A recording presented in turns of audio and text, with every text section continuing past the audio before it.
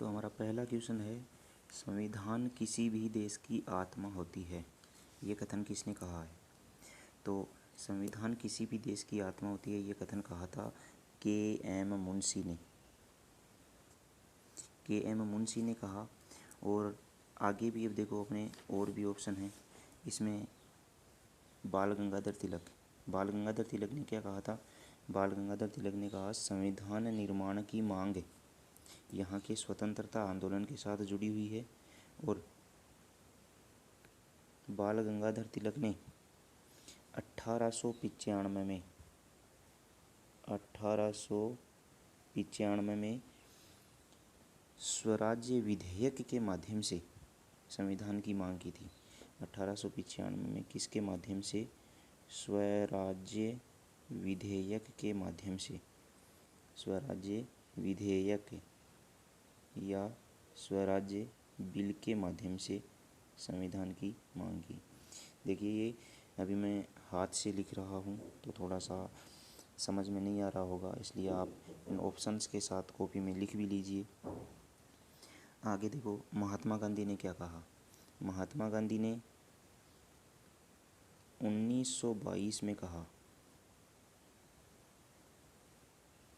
महात्मा गांधी ने 1922 में कहा कि भारत का संविधान भारतीयों की इच्छा के अनुसार होगा। महात्मा गांधी का कथन है ये संविधान के बारे में कि भारत का संविधान भारतीयों की इच्छा के अनुसार होगा। अर्थात महात्मा गांधी का मानना था कि ब्रिटिश शासन के द्वारा, उस समय ब्रिटिश शासन था, ब्रिटिश शासन के द्वारा सौंपे गए संविधान को भारतीय स्वीकार नहीं करेंगे और भारतवासी अपने संविधान का निर्माण स्वयं करेंगे। ये महात्मा गांधी ने कहा। एम एन रॉय जिसका फुल नाम है मानवेंद्र नाथ रॉय ने 1934 में कहा। 1934 के अंदर मानवेंद्र नाथ रॉय ने सर्वप्रथम औपचारिक रूप से क्या कहा? संविधान सभा के माध्यम से संविधान निर्माण की मांग की थी। मानवेंद्र नाथ रॉय ने 1934 में संविधान सभा के माध्यम से, किसके माध्यम से? क्वेश्चन आ जाए कि संविधान सभा के माध्यम से सर्वप्रथम संविधान निर्माण की मांग किसने की? वो थे मानवेंद्र नाथ रॉय कि संविधान सभा के माध्यम से संविधान निर्माण की मांग की। ये चारों ऑप्शन हो गए। अर्थात हमारे क्वेश्चन का आंसर क्या है? के.एम. मुंशी। संविधान किसी भी देश की आत्मा होती है, ये कथन कहा था के.एम. मुंशी ने। आगे चलें।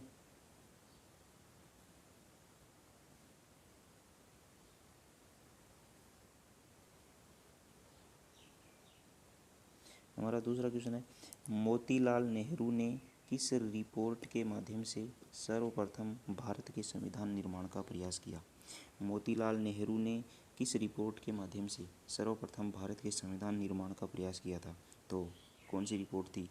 नेहरू रिपोर्ट मोतीलाल नेहरू ने 1928 में प्रस्तुत की थी। इस रिपोर्ट में मोतीलाल नेहरू ने सर्वप्रथम भारत के संविधान निर्माण का प्रयास किया था, लेकिन उनका यह प्रयास असफल रहा था। इसीलिए 1934 में, पिछले क्वेश्चन में मैंने बताया था, 1934 में मानवेंद्र नाथ रॉय ने कहा था ना, देखो 1934 में, 1928 में मोतीलाल नेहरू ने और 1934 में मानवेंद्र नाथ रॉय ने जब मोतीलाल नेहरू ने नेहरू रिपोर्ट के माध्यम से संविधान निर्माण का प्रयास किया तो वो उनका असफल रहा। 1934 में एम एन रॉय ने औपचारिक रूप से संविधान सभा के माध्यम से संविधान निर्माण का प्रयास किया था, बताया था। ये 1928 में मोतीलाल नेहरू ने नेहरू रिपोर्ट पेश की थी, उसमें संविधान निर्माण का प्रयास किया था, लेकिन उनका यह प्रयास असफल रहा था। इसीलिए मानवेंद्र नाथ रॉय का जो 1934 का था वो सर्वप्रथम आया था। ठीक है, चलें।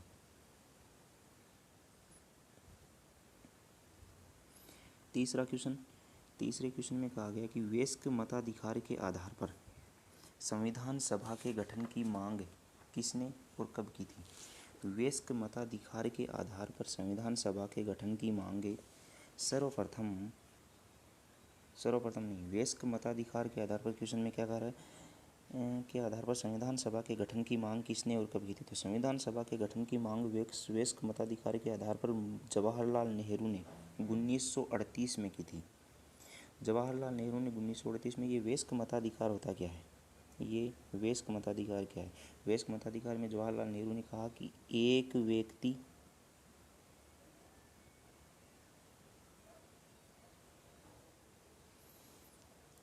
एक वोट, एक व्यक्ति एक वोट का सिद्धांत।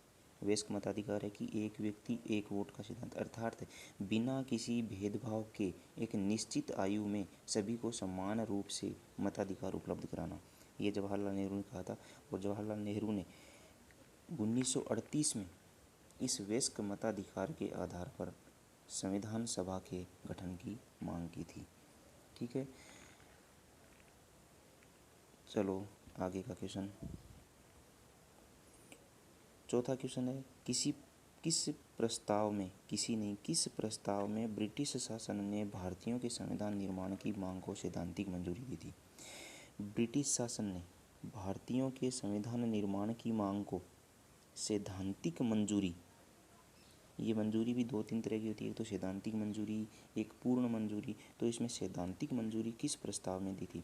सैद्धांतिक मंजूरी दी थी अगस्त प्रस्ताव में। अगस्त 1940 में ब्रिटिश शासन ने भारतीयों के संविधान निर्माण की मांग को सैद्धांतिक मंजूरी दी थी।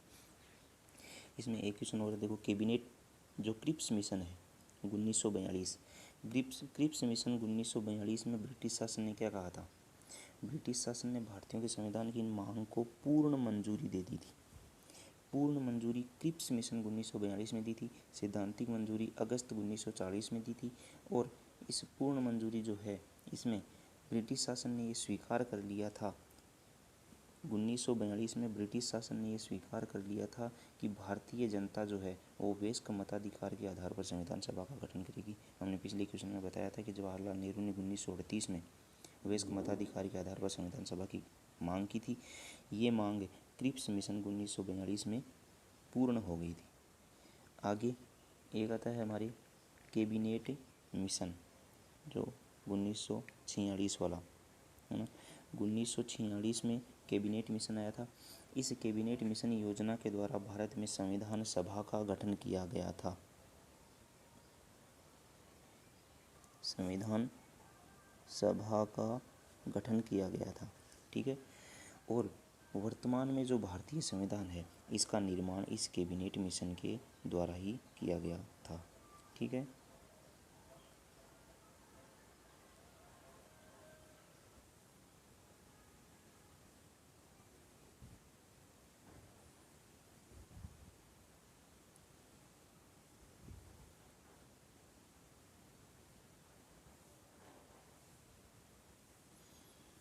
अब अपना अगला पांचवा क्वेश्चन है, कैबिनेट मिशन भारत कब आया? तो बताओ, कैबिनेट मिशन भारत कब आया था? कैबिनेट मिशन भारत आया था, ये अपना क्वेश्चन गलत है, देखो यहाँ पे कैबिनेट मिशन भारत आया था 24 मार्च को। ये जो है ना क्वेश्चन, ये यहाँ 22 मार्च की जगह आएगा 24 मार्च। अपना जो क्वेश्चन है यहाँ पर 24 मार्च आएगा, ध्यान देना। 24 मार्च को कैबिनेट मिशन भारत आया था। यहाँ पे 22 की जगह 24 कर लेना, ठीक है। पीडीएफ में मैं करवा दूँगा, जैसे ही वापस पीडीएफ डालूँगा तो उसमें 24 मार्च करवा दूँगा। 24 मार्च 1946 को कैबिनेट मिशन भारत आया था। अब कैबिनेट मिशन का भारत आने के पीछे उद्देश्य क्या था? उद्देश्य भी पूछते हैं कि उद्देश्य क्या था? कैबिनेट मिशन भारत आया था, इसके पीछे उद्देश्य क्या है? उद्देश्य है कि भारतीयों को शांतिपूर्ण ढंग से सत्ता का स्थानांतरण करना और संविधान सभा का गठन करना। मतलब संविधान सभा के गठन करने से और उनको शांतिपूर्ण ढंग से सत्ता के स्थानांतरण करने से संबंधित कैबिनेट मिशन सर्वप्रथम भारत आया था। हालांकि इसमें संविधान सभा का गठन नहीं हुआ था, इसमें कुछ अड़चनें आ गई थी, लेकिन इसका उद्देश्य बस यही है कि भारतीयों को शांतिपूर्ण ढंग से सत्ता का स्थानांतरण कराना और संविधान सभा का गठन करना, ये कैबिनेट मिशन का उद्देश्य था। कैबिनेट मिशन में 3 सदस्य थे, लॉर्ड पैथिक लॉरेंस जो इसका अध्यक्ष था मिशन का, सर स्टेफर्ड क्रिप्स और एवी अलेक्जेंडर, ये 3 सदस्य थे।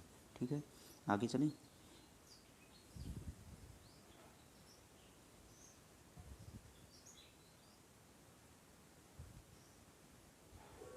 अब देखो अगला ही क्वेश्चन आ गया, कौन सा, कैबिनेट मिशन के सदस्य कौन कौन से थे।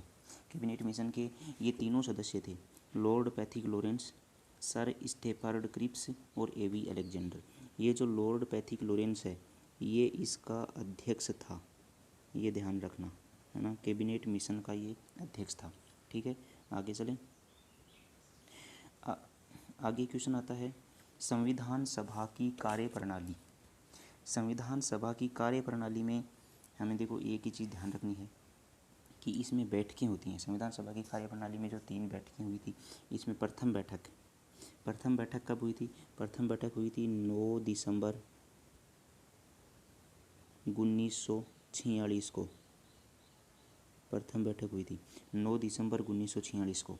इस प्रथम बैठक में सदस्य कौन था? सदस्य उस समय बनाया जाता था, फ्रांस की तर्ज पर लिया था कि फ्रांस की तर्ज पर, फ्रांस की ही तरह संविधान सभा के सबसे वरिष्ठतम सदस्य को संविधान सभा का अस्थायी अध्यक्ष बनाया गया था। जैसे सच्चिदानंद सिन्हा यहाँ पहली बैठक का अध्यक्ष था, लेकिन कौन सा अध्यक्ष? अस्थायी अध्यक्ष था। सच्चिदानंद सिन्हा यानी सबसे वरिष्ठतम सदस्य थे उस समय। तो संविधान सभा की जो प्रथम बैठक हुई थी उसमें SC सिन्हा जो अस्थायी अध्यक्ष बनाए गए थे। अगली बैठक दूसरी बैठक हुई थी 11 दिसंबर 1946 को। दूसरी बैठक 11 दिसंबर 1946 को हुई थी। इसमें डॉक्टर राजेंद्र प्रसाद को अध्यक्ष बनाया गया था और हरीश चंद्र मुखर्जी HC मुखर्जी है ना, हरीश चंद्र मुखर्जी को क्या बनाया गया था? उपाध्यक्ष बनाया गया था। हरीश चंद्र मुखर्जी को उपाध्यक्ष बनाया गया था और BN राव बेनेगल नरसिम्हन राव को संविधान सभा का संवैधानिक सलाहकार, BN राव को क्या बनाया गया था? संविधान सभा का संवैधानिक सलाहकार। ठीक है, इसको संवैधानिक